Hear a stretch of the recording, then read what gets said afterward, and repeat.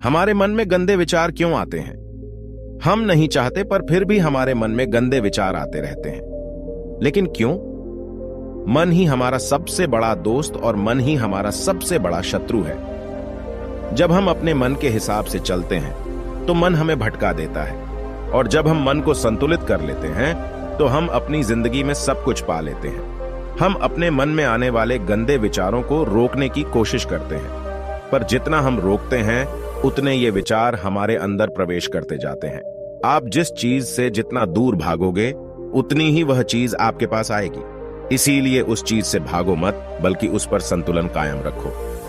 एक बार एक युवक गौतम बुद्ध के पास आया और गौतम बुद्ध से बोला, हे बुद्ध, मेरे मन में इतने गंदे विचार क्यों आते हैं? मैं नहीं चाहता कि मेरे मन में गंदे विचार आएं, पर मेरे मन में हमेशा काम वासना के विचार चलते रहते हैं और मैं इनके बारे में सोच सोच कर बहुत परेशान हूं।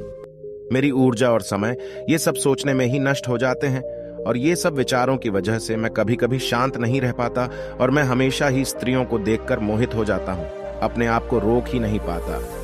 बुद्ध मुस्कुराए और उन्होंने उस युवक से पूछा, क्या तुम्हें पता है कि यह काम वासना होती क्या है?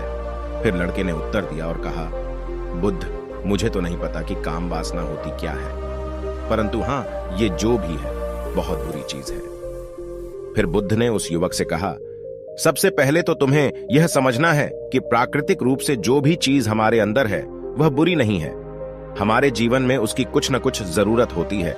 वासना कोई बुरी बात नहीं है, यह हमारे मन की एक भावना है जो हमें किसी न किसी चीज की कमी का एहसास करवाती है, और फिर हम उस चीज को पाने के लिए उस चीज की ओर आकर्षित हो जाते हैं। जैसे अगर तुम्हारे पास धन की कमी है तो तुम में धन पाने की वासना उत्पन्न हो जाएगी। इसका मतलब यह नहीं कि वासना बुरी है, बल्कि यह तो हमारे मन के एक प्रकार की जरूरत का एहसास है, और जब यह जरूरत शारीरिक हो तो हम इसे काम वासना कह देते हैं। युवक ने गौतम बुद्ध को कहा, बुद्ध, मुझे काम वासना का मतलब तो समझ में आ गया, पर आप मुझे यह बताइए कि यह आती कहां से है और कैसे आती है? गौतम बुद्ध ने कहा, काम वासना कहीं से आती नहीं है, यह तो हमारे अंदर ही होती है, और इसका होना तो जरूरी भी है, तभी तो मानव जाति का विस्तार होगा। युवक ने कहा, जब यह हमारे अंदर ही है और जरूरी भी है तो फिर लोग इसे गलत क्यों बताते हैं? बुद्ध ने कहा, यही समस्या है। लोगों ने काम वासना को गलत तरीके से सोच लिया है, इसे छिपाने की और दबाने की कोशिश करते हैं। काम वासना गलत नहीं है, बल्कि काम वासना का गलत तरीके से प्रयोग करना गलत बात है। लोग जिसे पसंद करते हैं उसी के लिए जीने लग जाते हैं और उसके बारे में हमेशा सोचते रहते हैं, पर यह सब गलत है। बुद्ध ने युवक से कहा, क्या तुम्हें पता है कि जानवरों में भी काम वासना होती है? युवक ने उत्तर दिया, हां बुद्ध, जानवरों में भी काम वासना होती है, क्योंकि जानवर भी तो आखिर अपनी पीढ़ी को आगे बढ़ाएंगे। बुद्ध ने कहा, तो फिर हम जानवरों की काम वासना को क्यों गलत नहीं कहते? युवक ने कहा, मुझे नहीं पता महात्मा, आप ही मुझे बताइए। गौतम बुद्ध ने कहा, जानवर अपनी काम वासना का प्रयोग आनंद प्राप्ति के लिए नहीं करते, वह तो सिर्फ संतान उत्पन्न करने के लिए काम वासना का उपयोग करते हैं। जानवरों को प्रकृति ने इतनी समझ नहीं दी कि वह काम वासना को अपने सुख का आधार बना सके, जबकि मनुष्य अपनी समझ के बलबूते पर प्रकृति में पाई जाने वाली प्रत्येक वस्तु को अपने सुख के लिए अपने प्रयोग करता है। हम इंसानों ने ही काम वासना को अपने सुख का साधन बना लिया है, जबकि प्रकृति ने तो हमें अपने वंश को आगे बढ़ाने के लिए दिया था, लेकिन इंसानों ने इसे अपने जीवन का परम लक्ष्य बना रखा है, और इस तरह से काम वासना का बेलगाम हो जाना गलत है। युवक ने बुद्ध से पूछा, महात्मा जी, ये काम वासना हम पर हावी क्यों होती है? क्यों यह बेलगाम हो जाती है? तब गौतम बुद्ध ने कहा, सुनो, अब जो मैं तुम्हें बताऊंगा उसे तुम ध्यानपूर्वक सुनना।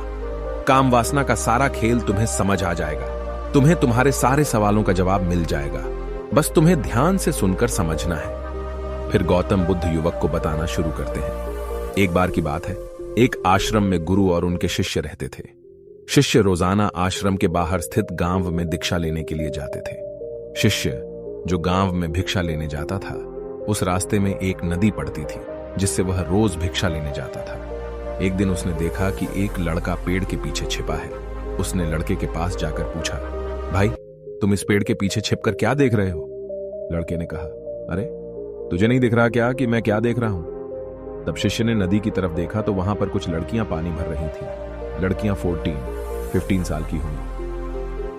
तब शिष्य ने लड़के से कहा, अरे भाई, वहां पर तो लड़कियां पानी भर रही हैं, इसमें छिपकर देखने वाली क्या बात है?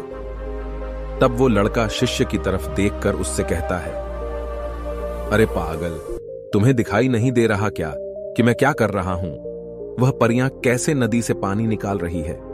जरा उनकी अदाओं को देखो, उनके कोमल शरीर को देखो, उनकी पतली कमर मटके को उठाते समय कैसे बल खाती है, और उनके बाल उनकी कमर पर कैसे लहरा रहे हैं, मानो सुंदरता बिखरी पड़ी हो। शिष्य फिर नदी की तरफ देखता है और इस बार वह देखता ही चला गया। अभी तक तो उसे कुछ भी नजर नहीं आ रहा था और वह बिल्कुल निर्भय था। उसे किसी बात का कोई डर नहीं था, लेकिन अब वह छुपने लगा और उन लड़कियों को देखने लगा जैसे उसने कोई अपराध कर दिया हो। और जब वो छुपकर उन लड़कियों को देख रहा था, तभी वो अंदर से कांप गया और उसने कहा कि यह मैं क्या कर रहा हूं? मैं जो भी कर रहा हूं वह सही नहीं है, मुझे यहां से चले जाना चाहिए। और फिर वह जल्दी से वह से चला जाता है। फिर वह आश्रम पहुंच जाता है। आश्रम जाकर वह अपने कार्यों में लग गया, लेकिन जो अभी वह देख कर आया था वही उसकी आंखों के सामने बार बार आ रहा था। उसके मन में वही दृश्य चल रहा था। उसका मन वही सब कुछ देखने के लिए ललचा रहा था। उसका किसी भी काम में मन नहीं लग रहा था। सुबह होते ही वह रोज भिक्षा के लिए आश्रम से जल्दी निकल जाता और नदी के पास वाले पेड़ के पास जाता, जहां वह लड़का पहले से मौजूद रहता था। उसके साथ मिलकर लड़कियों को छुपकर देखता था। अब वह रोज ऐसा करने लग गया। उसका मन अब किसी भी काम में नहीं लगता था। वह हमेशा किसी न किसी प्रकार के विचारों में उलझा रहता था। वह आश्रम के कार्यों को भी ठीक ढंग से नहीं कर पा रहा था। न वह ठीक से सो पाता था और न ठीक से खाना खा पाता था। उसका मन बेचैन सा रहता था। उसका मन बार बार उन लड़कियों के सौंदर्य को देखने के लिए ललचाता था। जब गुरु भिक्षा देते तब भी उसका मन कहीं और विचारों में खोया रहता था। गुरु ने अपने शिष्य की इन हरकतों को देखा। तब एक दिन गुरु ने शिष्य को अपने पास बुलाया और कहा, आज से मैं भी तुम्हारे साथ भिक्षा मांगने चलूंगा। तुम और मैं साथ साथ भिक्षा मांगने चलेंगे। तभी शिष्य ने गुरु को मना करते हुए बोला, नहीं गुरुदेव, आप परेशान क्यों हो रहे हो? मैं अकेले ही ठीक से भिक्षा मांग सकता हूं। गुरु ने शिष्य से कहा, ठीक है, तुम अकेले ही भिक्षा मांगने जाओ। इसके बाद शिष्य भिक्षा मांगने निकल गया। शिष्य के जाने के बाद गुरु भी आश्रम से निकल गए और शिष्य का पीछा करने लगे कि वह कहां जाता है, किससे मिलता है। यह सब देखने के लिए उसके पीछे पीछे चलने लगे। थोड़ी दूर जाने के बाद गुरु ने देखा कि उनका शिष्य एक लड़के के साथ एक पेड़ के पीछे अपराधी की तरह छिपा हुआ है और छिपकर कुछ देख रहा है। गुरु भी अपने शिष्य के पीछे जाकर खड़े हो गए, यह देखने के लिए कि आखिर उनका शिष्य क्या देख रहा है, जिसके लिए वह पेड़ के पीछे अपराधियों की तरह छिपा पड़ा है। गुरु ने देखा कि उनका शिष्य पेड़ के पीछे छिपकर लड़कियों को देख रहा है जो नदी से पानी भर रही है। तभी गुरु ने शिष्य से कहा, क्या तुम लड़कियों से भी भिक्षा लोगे? गुरु की आवाज सुनकर शिष्य का मन घबराया और उसके पसीने छूटने लगे। वह थर-थर कांप रहा था, जैसे किसी चोर को पकड़ते समय रंगे हाथों पकड़ लिया हो। उसकी हालत खराब हो गई। वह कुछ भी नहीं बोल पा रहा था। वह लड़का जो शिष्य के साथ था वहां से भाग गया, जिससे शिष्य और भी घबरा गया था। उसके मुंह से कुछ टूटे फूटे शब्द ही निकल रहे थे। वह अपने गुरु से भी नजर मिलाने का साहस नहीं कर पा रहा था। गुरु ने शिष्य की ओर देखा और कहा, मेरा शिष्य तो निर्भय है, उसे तो किसी भी चीज का डर नहीं है, लेकिन ये क्या, तुम तो डर के मारे कांप रहे हो। शिष्य ने गुरु से कहा, मुझे माफ कर दो, इसमें मेरा कोई दोष नहीं है। उस लड़के ने मुझे बहका दिया था, लेकिन मैं आपसे वादा करता हूं कि आज के बाद मैं कभी दोबारा ऐसा नहीं करूंगा। मुझे माफ कर दो। गुरुदेव ने कहा कि कोई बात नहीं, पर इस बात का तुम ध्यान रखो कि हम जैसी संगति करते हैं वैसा ही फल हमें प्राप्त होता है। हम जैसे संगति करते हैं उनके विचार हमारे अंदर प्रवेश करते हैं। इसीलिए अच्छी संगति करो ताकि तुम्हारे अंदर अच्छे विचार प्रवेश करें। फिर गुरु और शिष्य आश्रम लौट आए और फिर से आश्रम के कार्यों पर ध्यान देने लगे। उसने उस रास्ते को छोड़ दिया और दूसरे रास्ते से जाने लगा। वह अपने काम को ध्यान से करता था, लेकिन धीरे धीरे उसके अंदर क्रोध उत्पन्न हो गया और फिर वह दूसरे शिष्यों पर क्रोध करने लगा और बेचैन हो गया। अब वह सही समय पर भोजन भी नहीं करता था। वह भोजन भी बहुत कम खाता था। एक रात गुरु शिष्य के पास आए और उससे बोले कि तुमने मुझसे वादा किया था कि तुम अपना मन नियंत्रण में रखोगे। अब तक तुमने कितनी बार अपना वादा तोड़ दिया। यह सुनकर शिष्य अपने गुरु के चरणों में गिर गया और रोने लगा। रोते रोते ही उसने गुरु से कहा कि गुरुदेव, मैं कहीं बार अपना वादा तोड़ चुका हूं, फिर वादा कर लेता हूं, लेकिन हर बार मैं वादा तोड़ देता हूं। मेरा मन मेरे नियंत्रण में है ही नहीं। मैं बहुत कोशिश करता हूं कि मैं अपने मन से सारे बुरे विचारों को निकाल दूं, लेकिन मैं चाहकर भी ऐसा नहीं कर पा रहा हूं। फिर गुरु ने शिष्य को कहा, चलो मेरे साथ। गुरु शिष्य को आश्रम के बगीचे में लेकर गए और शिष्य से कहा, देखो यहां पर कुछ नालियां बनी हुई है जिससे नदी का पानी इन पौधों तक आ रहा है, और यह पानी निरंतर भाव से बह रहा है। क्या तुम इस पानी के बहाव को रोक सकते हो? शिष्य ने कहा, हां गुरुदेव, मैं इस बहाव को रोक सकता हूं। फिर शिष्य ने मिट्टी उठाकर उस नाली के छोर पर डाल दी। वह पानी थोड़ी देर के लिए रुक गया और फिर थोड़ी देर बाद उस रेत के ऊपर से पानी आया। गुरु ने शिष्य से कहा, अरे ये क्या, ये पानी तो रुका ही नहीं। फिर से उसने कुछ कंकर पत्थर उठाकर उसे नाली में डाल दी और फिर थोड़ी देर के लिए पानी रुक गया, लेकिन फिर थोड़ी देर बाद ही उन कंकर पत्थरों के ऊपर से पानी निकल आया। गुरु ने कहा, शिष्य यह क्या हुआ? पानी तो फिर से आ गया। तुम तो बोल रहे थे कि तुम इसे रोक दोगे। क्या हम किसी चीज को पूरी तरह से रोक सकते हैं? तब शिष्य ने कहा, कोई बात नहीं गुरुदेव, मैं इस पानी को तो रोक कर आपको दिखाऊंगा। फिर उसने एक बड़ा सा पत्थर लेकर आया और उसे नाली पर डाल दिया। पानी रुक गया। तब शिष्य ने गुरु से कहा, देखा गुरुदेव, मैंने कहा था ना कि पानी को मैं रोक दूंगा। मैंने पानी को रोक दिखाया। आपकी बात मैंने पूरी कर दी। गुरु मुस्कुराए और बोले, अच्छा जरा ध्यान से देखो, पानी रुक गया है क्या? वो तो पीछे की नाली तोड़कर बाहर आ गया और अगल बगल से बह रहा है। और ध्यान से देखो, इस पत्थर के आगे भी आ गया और यह पानी अपना रास्ता बदलकर फिर से आगे की तरफ बह जाएगा। फिर थोड़ी देर बाद ऐसा ही हुआ। फिर गुरु ने शिष्य को समझाया, तुम्हारे साथ भी तो ऐसा ही चल रहा है। तुम बार बार प्रयास कर रहे हो, बड़े से बड़ा प्रयास कर रहे हो, पर हर बार तुम्हारा प्रयास टूट रहा है और यह हमेशा टूटता ही रहेगा। यह पत्थर तुम्हारा प्रयास है और यह पानी तुम्हारे विचार। तुम कितना भी बड़ा पत्थर रख लो, लेकिन पानी तो अपना रास्ता बना ही लेगा। यह देखकर शिष्य ने पूछा, हे गुरुदेव, क्या कोई तरीका नहीं है जिससे मैं गंदे विचारों से बाहर निकल सकूं? गुरु ने कहा, एक तरीका है। यह पानी जिस नदी से आ रहा है, तुम वहां से इस पानी का रास्ता ही बदल सकते हो। गुरु शिष्य को एक नदी के पास ले गए जहां से उस बगीचे में पानी आ रहा था। गुरु ने शिष्य से कहा, वो पानी इसी नदी से जा रहा है। अगर हम यहीं से उसका रास्ता बंद कर दें जहां से पानी बगीचे में जा रहा है, तो क्या हम पानी को रोक नहीं सकते? शिष्य ने कहा, हाँ गुरुदेव, अवश्य ऐसा हो सकता है। मैं इस पानी को यहीं से बंद कर देता हूं। तब आगे की नाली में पानी जाएगा ही नहीं और फिर बगीचे में पानी ही नहीं जाएगा। फिर गुरु ने कहा, शिष्य अगर पानी बगीचे में नहीं जाएगा तो पेड़ पौधों को पानी कहां से मिलेगा? उन पेड़ पौधों को तो पानी की आवश्यकता है। फिर शिष्य ने विचार किया और कहा, मेरे मन में तो यह बात आई ही नहीं, इस पानी का बगीचे में जाना जरूरी भी है। गुरु ने कहा, और उन पेड़ पौधों में कुछ ऐसे हैं जिनको रोज पानी की आवश्यकता है, वो तो मुरझाकर मर ही जाएंगे। पानी तो हमें खोलना ही होगा। शिष्य ने गुरु की बात सुनकर पानी का रास्ता खोल दिया। तब गुरु ने पूछा, अगर हम इस नदी के पूरे पानी को बगीचे की तरफ मोड़ दें तो क्या होगा? शिष्य ने उत्तर दिया, गुरुदेव, वहां पर जितने भी पेड़ पौधे हैं वो सब गलकर नष्ट हो जाएंगे और वहां पर कुछ नहीं बचेगा।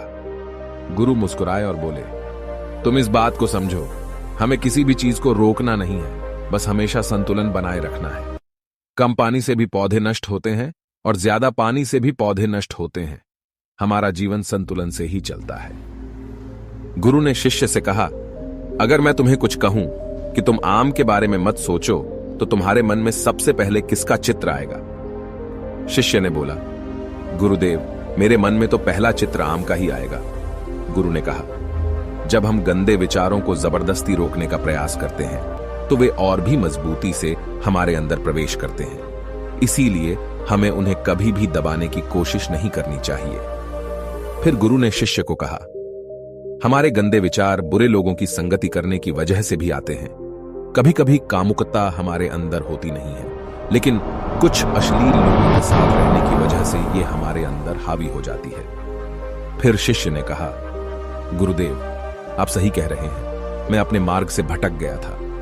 फिर वह शिष्य उस रात बहुत ही चैन की नींद सोया।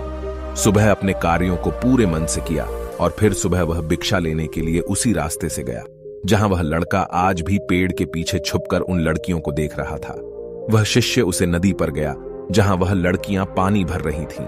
उसने उन लड़कियों से पानी मांगा और उन लड़कियों में से एक लड़की ने उसे पानी पिलाया और उसे शिष्य के चरण छुए। शिष्य ने उसे आशीर्वाद दिया कि तुम्हारा कल्याण हो, जिससे कि मानसिकता सकारात्मक ऊर्जा से भर जाए। उसके चेहरे पर मुस्कान आ गई थी, जैसे कि उसे कुछ खोया हुआ वापस मिल गया हो। वह वापस अपने रास्ते से जाने लगा। तभी पीछे से वह लड़का आ गया जो पेड़ के पीछे छुपा हुआ था। वह शिष्य के पास आया और बोला, क्या बात है, आज तो तुमने नजदीक से दर्शन कर लिए, तुम तो मुझसे भी आगे निकले। तब शिष्य ने कहा, हम हमेशा दूसरों के दर्शन करने में ही व्यस्त रहते हैं, अपने दर्शन कर ही नहीं पाते। तुम कब तक इस पेड़ के पीछे छुपाते रहोगे? किसी को पसंद कर लो, उसे बोल दो। अगर वो भी तुम्हें पसंद करती है तो शादी कर लो और उससे पहले तुम कुछ बन जाओ। अपने आप को पहचान लो, ऐसे अपना समय बर्बाद मत करो। फिर वह लड़का रोज उस शिष्य से मिलने लगा और उसने लड़के को नदी पर न जाने के लिए प्रेरित किया। और फिर वह लड़का अपने जीवन में कुछ बनने के लिए संघर्ष करने लगा। तो तुमने देखा कि संगति का असर क्या होता है। अपनी संगति बदलो, अपने विचार बदलो। गुरु ने शिष्य से पूछा, क्या तुम्हें अपने सभी सवालों का उत्तर मिल गया? तब शिष्य ने कहा, हाँ महात्मा जी, आपका धन्यवाद।